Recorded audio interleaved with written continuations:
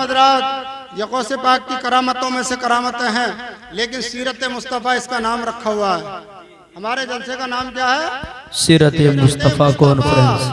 नबी हजरत सीरत और सीरत गौसे आजम का मतलब है गौसे आजम की जिंदगी के हालात। जी बहुत अच्छा भाई। और उनसे अगर हमने कुछ अनोखा और निराला जिंदगी गुजारने का तरीका नहीं लिया तो कुछ नहीं लिया। गौसे आजम रजी अल्लाह ताला अन्हु का बचपना है।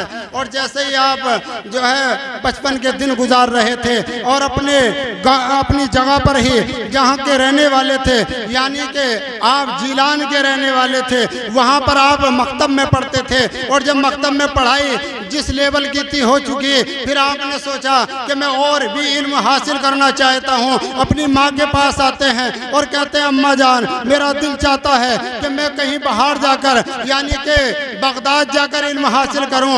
आपने फरमाया बेटा, जब तुम छोटे थे तुम्हारे वालिद इंतकाल कर गए थे, और जब तुम मेरे सामने आते हो मुझे तुम्हारे वालिद की सूरत सामने आ जाती है। लिहाजा तुम बेटा मत जाना, बेटा तुम जा रहे हो तो मेरा दिल टूट रहा है, मेरा दिल टूट रहा है। मगर किसी और काम के लिए जाते तो मैं तुम्हें हरगिज़ इजाजत नहीं देती, लेकिन तुम इल्म दीन सीखने जा रहे हो, जाओ बेटा मेरी तरफ से इजाजत है। लेकिन आपने तैयारी की, तैयारी करने के बाद में माँ आती है, अपने सीने से बेटे को लगाती है, रोने लगती है और रो रो के कहती है जिगर, शायद तेरी मेरी मुलाकात फिर दोबारा ना हो, लेकिन मेरे बेटा मेरी एक नसीहत है जो सारी जिंदगी अपने साथ रखना, उस नसीहत को अपनी गांठ में बांध लेना। बेटे बड़ा कान लगा के सुन रहा था, बचपन का आलम था, मासूम सभी थी, मासूम शक्लो सूरत थी, माँ के कदमों में खड़ा है। माँ ने कहा बेटा कितना ही बुरा वक्त आ जाए, कितना ही मुश्किल वक्त आ जाए, लेकिन तू कभी झूठ मत बोलना। मोहतरम हज़रात, पहली माएँ भी कैसी माएँ थी, अपने बेटों को अगर तिलकीन करती थी, नसीहत करती थी तो वो झूठ ना बोलने की करती थी। आज की माएँ हैं बच्चा झूठ बोलता रहता है, मायों को परवाह नहीं होती, इसलिए कि माएँ उससे भी ज्यादा झूठी हैं, उससे भी ज्यादा झूठ बोलने वाली होती हैं। लेकिन गौसे आजम की सीरत से ये सबक लेकर के जाना। हजरत गौसे आजम रजी अल्लाह ताला अन्हु है, जब आपने नसीहत को सुना उसके बाद तैयारी करते हैं और माँ ने 40 अशरफियाँ आपके सदरी में सीधी, आपकी बंडी में सीधी और कहा कि बेटा इन्हें साथ रखो और यही तुम्हारे वक्त पे काम आएंगी, क्योंकि इनको अपने ज़रूरियात के मामले में खर्च करते रहना और इनमें दीन सीखते रहना। मोहतरम हज़रात, उस माँ के पास यही ज़खीरा था जो बेटे को दे दिया था। और जैसे ही बेटा अपने शहर से चलता है, एक काफिले के साथ हो जाते हैं, और जैसे काफिले के साथ होते हैं और काफिला जब चलने लगता है, बयाबानों का रास्ता तय कर रहा था, जब बयाबान में पहुंचा तो वहां पर डाकुओं ने उस काफिले को पकड़ा और काफिले को पकड़ने के बाद में हर एक को लूटना शुरू कर दिया, सबके पास से सब कुछ छीना और मारते भी थे, छीनते भी थे। लेकिन डाकू बहुत सारे ज्यादा थे और ये लोग बहुत थोड़े थे। एक एक को करके उन्होंने सबकी तलाशी ली। जब इस बच्चे की बारी आई, ये मासूम सा चेहरा लिए हुए एक तरफ खड़े थे, एक डाकू आता है, बच्चे का हाथ पकड़ता है और बच्चे की सूरत को देखता है, देखता ही रह जाता है, यार कितना मासूम चेहरा है, कितना अनोखा निराला चेहरा है, और ऐसा लगता है कि बड़ा मासूम बच्चा है, किसी माँ का यानी किसी अच्छी माँ का बेटा है। मोहतरम हज़रात, उस बच्चे से बड़े प्यार से पूछा, जहाँ तो दूसरे लोगों को मार मार के पूछ रहे थे कि तुम्हारे पास कुछ है कि नहीं है, इस बच्चे से पूछते हैं बेटा तेरे पास भी कुछ है कि नहीं है। वो बच्चा कहता हाँ मेरे पास 40 अशरफियाँ हैं, मेरी माँ ने मेरी सदरी में सीधी है, मेरे पास मौजूद है। मोहतरम हज़रात, उस बच्चे की ये बात सुनी, डाकू समझे बच्चा है, शायद मजाक कर रहा है, शायद झूठ बोल रहा है, क्योंकि बच्चे ही अमूमन झूठ बोलते हैं। लेकिन उसे मालूम नहीं था, वो हैरत में थे, यार चेहरा तो इसका ऐसा नहीं है कि जैसा झूठे का होता है, चेहरा तो बता रहा है कि बच्चा वाकई सच बोल रहा है। लेकिन मालूम नहीं ये इतनी दिलेरी से बता क्यों रहा है। दुनिया अपनी दौलत को छुपाती है, लेकिन ये बच्चा बता रहा है। आखिरकार उस बच्चे को अपने सरदार के पास ले जाते हैं और सरदार के पास ले जाने के बाद में कहते हैं, ए हमारे सरदार, डाकू कहते हैं हमारे सरदार, ये बच्चा जो है 40 अशरफियाँ अपने पास बताता है और हमने हर एक को तलाश किया है लेकिन सबका माल लूट लिया है, अब इससे बात आप खुद फरमा लें। जैसे ही उसने कहा अच्छा, और हजरत गौसे पाक को आगे किया और डाकुओं का सरदार आपके सामने आया और कहा बेटा बताओ तुम्हारे पास कुछ है? वो कहता है हाँ मेरे पास 40 अशरफियाँ हैं, मैं तो बहुत देर से बता रहा हूँ मेरे पास माल है, लेकिन तुम्हारे लोग यकीन ही नहीं कर रहे हैं। मोहतरम हज़रात, यकीन करने की बात भी नहीं थी क्योंकि बच्चा छोटा था, दौलत बहुत ज्यादा बता रहा था। मोहतरम हज़रात, जैसे ही गौसे आजम ने जब इतना कहा तो उस डाकू के सरदार ने कहा बेटे तेरे पास अगर 40 अशरफियाँ हैं तो बता है कहाँ, जरा निकाल के हमारे सामने रख। उन्होंने अपनी सदरी को उतारा और उस डाकू के सरदार के सामने रख दी और कहा कि देखो इसी में सिली हुई हैं। जब उसने सदरी को देखा तो वाकई 40 अशरफियाँ मौजूद थी। वो कहने लगा क्या बच्चे ये बता, हमने बड़ों को लूटा, बूढ़ों को लूटा और किसी को मारा, लेकिन तुझसे कुछ नहीं कहा, सिर्फ तुझसे पूछा था। अगर तू मना कर देता तो तेरी दौलत जाया ना होती, तू मना कर देता तो तेरी दौलत को कोई छीन नहीं सकता था, तुझ पे कोई यकीन भी नहीं कर सकता था। तो गौसे आजम ने फरमाया इसीलिए तो बताया है ताकि तुम उस पर यकीन करना सीख जाओ, ताकि तुम मुझे पहचान जाओ, ताकि तुम्हें पता लग जाए कि एक बच्चा जब नबी के खानदान का ऐसा है तो नबी का घराना कैसा होगा। वाह वाह वाह, जज़ाक। नबी पाक सल्लल्लाहु ताला अलैहि वसल्लम का ये नवासों में आते हैं। हजरत गौसे आजम रज़ियल्लाहु ताला अन्हु फरमाते हैं कि हम यही तो बताने आए हैं, लोगों को झूठों को सच्चाई पे लाने के लिए आए हैं। हमारे हक में अल्लाह ने कुरान नाजिल फरमाया है, वो फरमाता है ईमान वालों अल्लाह से डरो, सच्चों के साथ हो जाओ। अरे वो सच्चे हम ही तो हैं, अगर हम ही झूठ बोलेंगे तो फिर कौन से सच्चे के पास जाओगे? तुम जानते नहीं हो, जिस वक्त मैं घर से चला था मेरी माँ ने मुझे 40 अशरफियाँ देने के बाद में और मुझसे कहा था बेटा चाहे कुछ भी हो जाए, चाहे जान चली जाए मगर झूठ मत बोलना, मुश्किल वक्त आ जाए मगर झूठ मत बोलना। बताओ मैं अपनी माँ की बात को कैसे टाल सकता था? मेरी माँ की नाफरमानी हो जाती, अशरफी तो बच सकती थी मगर मैं अपनी माँ का नाफरमान हो जाता। ये दुनिया की दौलत है, ये तो आज भी जानी है कल भी जानी है, न किसी के साथ रही है न हमेशा रहेगी, लेकिन सच्चाई हमेशा साथ रहती है। गौसे आजम ने जब इतनी बातें कही उसके बाद में डाकुओं का सरदार सख्ते में आ गया। वो बेचारा खड़ा है तस्वीर की तरह है, बिल्कुल हाथ पांव नहीं हिल रहे हैं, आंखों से आंसू टप टप गिर रहे हैं। तो उनके साथ वालों ने पूछा ऐ हमारे सरदार ये रोना कैसा? कहा कि रोना ऐसा है कि जो एक बच्चा है और इसकी माँ ने सिर्फ ये कहा था कि बेटा झूठ मत बोलना, मगर ये बच्चा है कितना मासूम है, कितना छोटा है, लेकिन अपनी दौलत भी बचा सकता था, लेकिन इसे अपनी माँ की बात कितनी याद है, अपनी माँ का कितना फरमा बरदार है। अरे जो बात इसकी माँ ने इससे कही थी हम तमाम इंसानों से हमारे रब ने कही है कि झूठ मत बोलना। ये बच्चा तो अपनी माँ की बात को मानता है और हम अपने पैदा करने वाले की बात को नहीं मानते। हमें बड़ा अफसोस है अपनी जिंदगी पर। गौसे आजम की जब ये बात सुनी फौरन वो कहने लगता है कि मुझे लगता है कि अब हमें दुनिया में रहने से कोई ऐसा फायदा नहीं है, बल्कि अब दुनिया के जितने भी हमारे दिन गुजरेंगे अल्लाह की याद में गुजरने चाहिए। इस बच्चे से कहते हैं ए बच्चे जरा हाथ बढ़ा, हम तेरे हाथ पे हाथ रख के तौबा करना चाहते हैं। हमने जितना माल लूटा है हम वापस करने को तैयार हैं, लेकिन तुम गवाह हो जाओ कि हमने तुम्हारे हाथों पर अल्लाह से सच्ची तौबा कर ली। सुभान अल्लाह सुभान अल्लाह।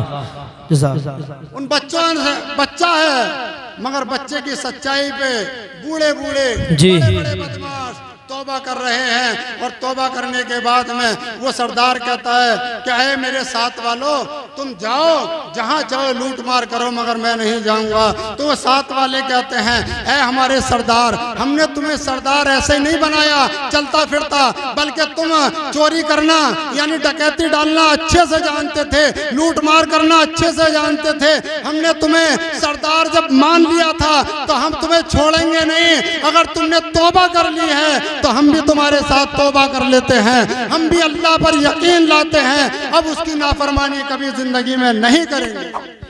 बेशक वाह, क्या आज़म का पैगाम है, क्या पैगाम है। और यह पैगाम हमें इसमें से क्या निकालना चाहिए जी। एक तो ये देखें कि बच्चा अगर हमारा पढ़ना चाहे तो हमें पढ़ाना चाहिए, सही बात और है, ना बिल्कुल पढ़ना पढ़ना चाहे तब भी कोशिश करनी चाहिए। और बच्चे के ऊपर जो तुमने अपनी दौलत को खर्च किया है, कसम खुदा की वो जाया नहीं जाएगी। अगर उसने तुम्हारी दौलत से कुरान पढ़ा है और जब जब वो कुरान पढ़ता रहेगा तुम कब्र में भी होगे तो तुम्हें सवाब मिलता रहेगा, तुम्हें सवाब मिलता रहेगा। दुनिया की दौलत मकान में लगा दो, आज मर जाओगे कल हिस्से पड़ जाएंगे, लेकिन जिस पे तुमने खर्च कर दिया और उसने इल्म हासिल कर लिया, इंशाल्लाह तुम्हारा बेड़ा पार हो जाएगा। और देखिए बच्चों को सच्चाई सिखाइए, और जब माएँ अच्छी होती थी तो बेटे भी अच्छे पैदा होते थे, माएँ जब अच्छी होती थी तो उनके लख्ते जिगर भी बहुत अच्छे पैदा होते थे। और ये गौसे आजम रजी अल्लाह ताला अन्हो माँ के पेट से वली पैदा हुए, बेशक मादरसा वली पैदा हुए। एक मर्तबा क्या हुआ, आप मदरसे में पढ़ा रहे थे, अब तो जो मदरसे में पढ़ाए ना वो पीर ही नहीं है। पीर वो है जो रंग बिरंगे कपड़े पहन ले, ऊंची नीची टोपी लगा ले और उल्टे सीधे जो है तस्बीहें गले में डाल ले। हम समझते हैं बस यही पीर है, लेकिन गौसे आजम पीराने पीर हैं। आपने इल्म हासिल करने के लिए अपना वतन छोड़ा, अपनी माँ को छोड़ा, जो कि माँ बेवा थी, आप ही उनका सहारा थे, लेकिन उन्हें अल्लाह के सहारे पे छोड़ दिया और दुनिया को बता दिया, लोगों अगर तुम्हें घर छोड़ना पड़े, तुम्हें माँ बाप छोड़ने पड़े तो इल्म दीन हासिल करना, मगर सब कुछ छोड़ देना। जी, ये पैगाम है गौसे आजम का। लेकिन मोहतरम हज़रात, गौसे आजम रज़ी अल्लाह ताला ने पढ़ा रहे थे, जाड़ों का मौसम था, चादर लपेटे हुए बैठे थे। अब शागिर्दों ने देखा कि आपने अपनी चादर से हाथ निकाला, और हाथ निकाला तो पानी में भीगा हुआ था, पानी में भीगा हुआ हाथ, जाड़े के मौसम में चादर में लिपटे हुए बैठे थे। और जब हाथ निकाला तो आपके शागिर्द समझ गए कोई ना कोई बात जरूर है, लेकिन किसी में इतनी हिम्मत ना थी जो आपसे मालूम कर लेता। लेकिन हुआ क्या, उसके बाद में वक्त गुजरता गया, 23 दिन जब गुजरे, एक काफिला आता है, और काफिला आने के बाद में वो कहता है, ए हुजूर, लोगों से आजम ये अमानतें हैं, ये हम तुम्हारे लिए तोहफा लाए हैं। पूछा गया ये तोहफा कैसा है, और लोगों ने बताया कि हुजूर हम पानी में सफर तय कर रहे थे, हम बहरी जहाज में बैठे हुए थे, और जब पानी में सफर कर रहे थे एक तूफान आया और कश्ती हमारी झकोले खाने लगी, और जैसे ही हम मुश्किल में फंसे तो हमें कुछ भी याद ना आया, सिर्फ हमारी जबान पे आया या गौसल मदद, या गौसल मदद, इतना कहना था, क्योंकि हमारा जहाज डूबने वाला था, हमारी कश्ती गर्क होने वाली थी। जैसे ही हमने आपका नाम लिया, हमने देखा कि पानी में एक हाथ आया, और उस हाथ ने हमारे बहते हुए डिगमिगाते हुए जहाज को पकड़ा और खींच के किनारे पे लगा दिया, किनारे पे लगा दिया। जब हमारा जहाज किनारे पे लग गया, वो हाथ गायब हो गया। शागिर्दों ने कहा था, ऐ काफिले वालों, तुम फिक्र ना करो, हम इस बात के गवाह हैं कि जिस दिन तुम्हारा जहाज पानी में था, तूफान में आ गया था, तुमने गौसे आजम को पुकारा था। ये हमारे उस्ताद, ये हमारे पीर हमारे सामने बैठे हुए थे। जो हाथ तुमने देखा दरिया में था, वो हाथ भीगा हुआ इनकी चादर से निकला था। सुभान अल्लाह, चादर से हाथ निकला था। मोहतरम हज़रात, बहुत जल्दी अपनी बात को खत्म करूंगा मैं, समझ में आ रही है मेरी बात? जी जी जी जी, आ रही है। देखें, गौसे आजम रज़ी अल्लाह ताला अन्हो एक मर्तबा वजू फरमा रहे थे। वजू फरमाया तो पहले ऐसे फर्श तो थे नहीं कि वहीं चप्पल उतारिया और वजू करके आ जाओ। पहले तो वहीं आदमी चप्पल उतारता था जहाँ के नमाज की उसकी सफ़े होती थी, क्योंकि कच्चे का मौसम होता था और नमाज की एक हुदूद होती है, हद होती है। मोहतरम हजरात, आप वजू कर रहे थे पाए और आपने चप्पल पहने हुए थे, और जैसे ही चप्पल पहन के जब कोई वजू करता है तो चप्पल भीग जाती हैं, और जैसे ही उन्होंने चप्पल उतार कर अपने मुसल्ले पर नमाज पढ़ी, नमाज पढ़ने के बाद में जैसे ही सलाम फेरा, सलाम फेरने के बाद में आपने एक जूती को अपनी उठाया और एकदम फेंक के मारा और कहा हट जा, और दूसरी जूती फिर उठाई और फिर फरमाया हट जा। इतना कहना था कि दोनों जूतियां हवा में उड़ती चली गई और जूतियों का नामो निशान ना रहा। आपने जूतियां फेंकी, कहा हट जा, और जूती परिंदों की तरह उड़ के गायब हो गई। मुरीदों में देखा कि हजरत गौसे आजम के चेहरे पर जलाल है, आपका चेहरा सुर्ख हो चुका है, लेकिन किसी ने कुछ पूछा नहीं। कुछ दिन के बाद कुछ लोग आते हैं और कहते हैं हुजूर गौसे पाक लीजिए, ये दौलत आपके लिए है और ये तोहफे आपके लिए हैं, ये नजराने आपके लिए हैं। आपने पूछा ये दौलत कैसी, ये नजराने कैसे, ये शुक्राने कैसे? कहा कि बात यह है कि हमारा काफिला था, हम बयाबान में सफर कर रहे थे, हमें डाकुओं ने पकड़ा था और हमें डाकुओं ने लूट लिया था, और डाकुओं ने जब लूटा था हमें बांध के एक जगह डाल दिया था और वो अपने माल को बांटने लगे थे जो हमसे लूटा गया था। उन डाकुओं की टोली में दो बड़े सरदार थे, और जैसे ही वो सामान हमारा बांट रहे थे तो हम पड़े हुए बंधे हुए आपकी दुहाई दे रहे थे। हमारी जबान पर आया या गौसल मदद, या गौसल मदद, या गौसल मदद। इतने में हमने बस यही कहा था। कुछ देर के बाद में डाकुओं के कुछ लोग हमारे पास आते हैं और कहते हैं चलिए अपना अपना माल ले लीजिए, हम आपको अपना तुम्हारा माल वापस करना चाहते हैं। हमारे हाथ खोले, हमें लेकर के गए। जब हमने जाके देखा जो माल हमारा उन्होंने छीना था हमें वो वापस करने लगे, और हमने क्या देखा कि दो आदमी मरे पड़े हैं, लेकिन एक के पास एक जूती पड़ी है, दूसरे के पास एक जूती पड़ी है, दोनों लाशें पड़ी हैं। और ये दोनों डाकुओं के बड़े सरदार थे, एक के पास एक जूती थी। हमने वो जूती उठाकर अपने सामान में रख ली, अपना सामान वापस कर लिया, और उन लोगों ने सच्ची तौबा कर ली कि तुम जो हो वाकई किसी के गुलाम जरूर हो, और जिसके तुम गुलाम हो वो कोई मामूली हस्ती नहीं है। लिहाजा हमने देखा जैसे ही परिंदे की तरह आई ये दो जूती और हमारे सरदारों पे पड़ना शुरू हो गई, और हमारे सरदार मर जाते हैं। लिहाजा ये जूती भी ले जाइए, अपना माल भी ले जाइए। मोहतरम हजरात, उन्होंने माल भी वापस किया, जूती भी वापस की, और इतना कहने के बाद में उन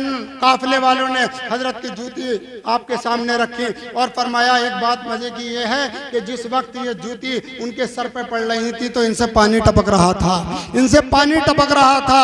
हजरत गौसे पाक के शागिर्दों ने फरमाया तुम्हें मालूम क्या है, मेरे गौसे पाक ने इन जूतियों को पहन के वजू किया था, इसलिए ये पानी में तर थी। जब तुमने पुकारा या गौसल मदद, मेरे गौस ने एक जूती उठाकर एक बार मदद फरमा दी। जब दोबारा कहा या गौसल मदद तो फिर दूसरी जूती उठा के तुम्हारी मदद फरमा दी, और वो जूती सरदारों पर लगी, उनकी मौत हो गई, तुम्हारा पैसा तुम्हें वापस मिला।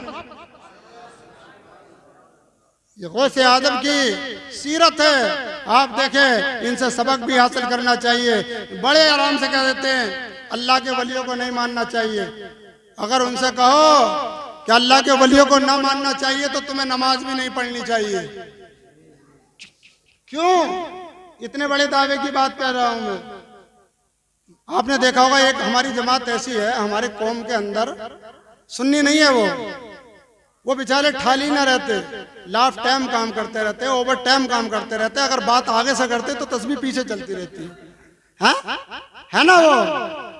वो बेचारे इतना एडवांस जिक्र करते हैं कि आगे से नहीं, पीछे से नहीं, दाएं से नहीं, बाएं से नहीं, हो जिक्र। नमाजें इतनी पढ़ते हैं कि हम और आप धोखे में आ जाते हैं, वाह कितनी नमाजें पढ़ने वाले हैं, मगर वलियों के नाम पे वो बेचारे मुर्दे की तरह उनके सर लटक जाते हैं। उनसे पूछो कि जब तुम नमाज में पढ़ते हो इहदिना सिरातल मुस्तकीम सिरातल लजीना अनअमता अलैहिम गैरिल मगदूबी अलैहिम वलद्दालिन, या अल्लाह में सीधा रास्ता चला, उनका रास्ता जिससे तूने इनाम किया, और उनका रास्ता मत चला जिन पर तू नाराज हुआ।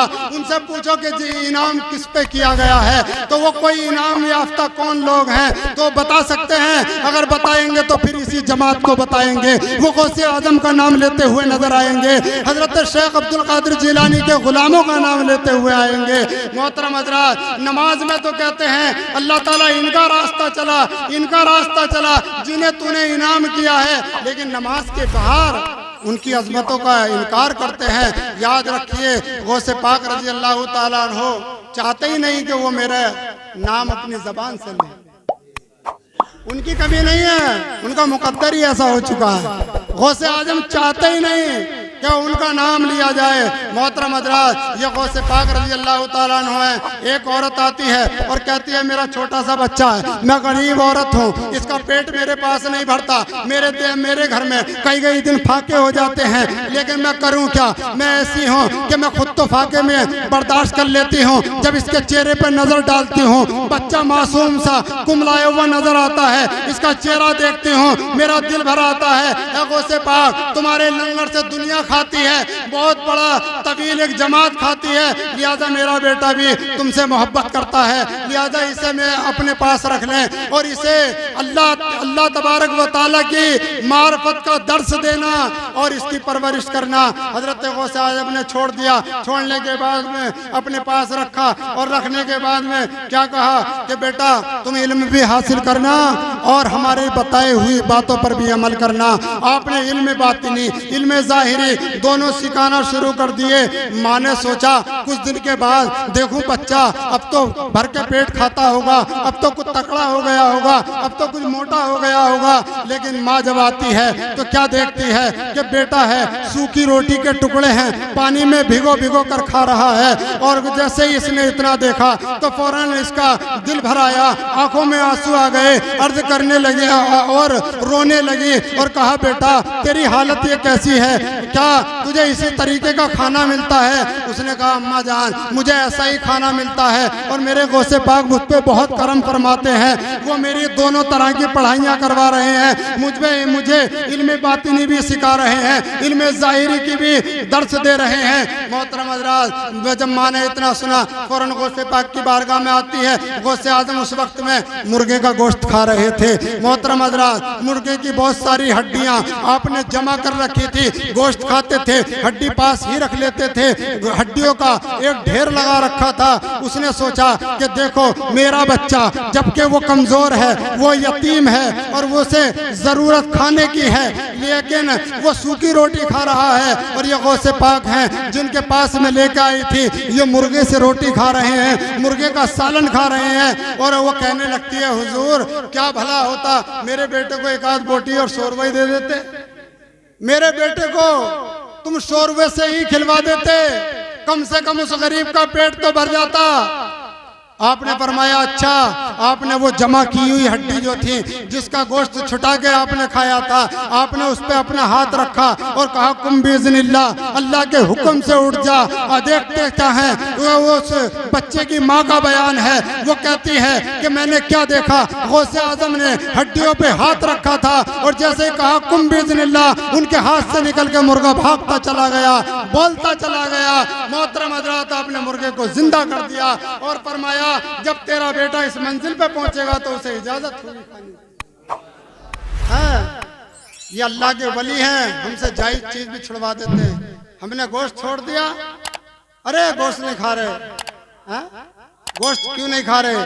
अपने अंदर की रूहानियत को अगर जगाना है तो जायज चीजें भी छोड़नी पड़ेंगी। देखें शुगर वाले के लिए चीनी नुकसानदेह होती है, चीनी हराम नहीं होती है, नुकसानदेह होती है। इसी तरीके से खांसी वाले के लिए मीठा नुकसानदेह होता है। मोहतरम हज़रात, लेकिन डॉक्टर मना करता है, वो डॉक्टर जानता है कि इससे इसको बजाय फायदे के नुकसान होगा। जैसा वो डॉक्टर हमारे जिस्म का है, ये अल्लाह के वली हमारे रूहानी डॉक्टर हैं, ये जानते हैं अगर इनकी रूहानियत को जिंदा करना है, बेदार करना है, ठीक करना है तो इनसे लज्जतों की चीजों को छुड़ाना पड़ा।